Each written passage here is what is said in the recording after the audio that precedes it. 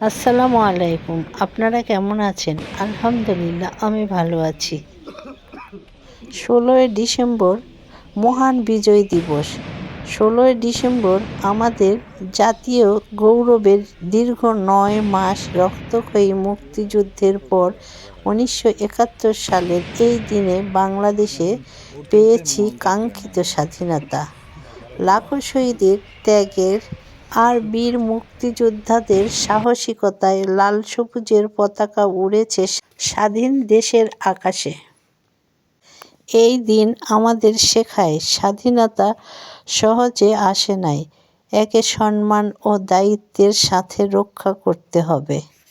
আজ ১৬ই ডিসেম্বর লাল সবুজের পতাকা উড়েছিল বিজয়ের গৌরবের জন্ম নিয়ে স্বাধীন বাংলাদেশে। শহীদদের প্রতি গভীর শ্রদ্ধা আর মুক্তিযোদ্ধাদের প্রতি চিরকৃতজ্ঞ।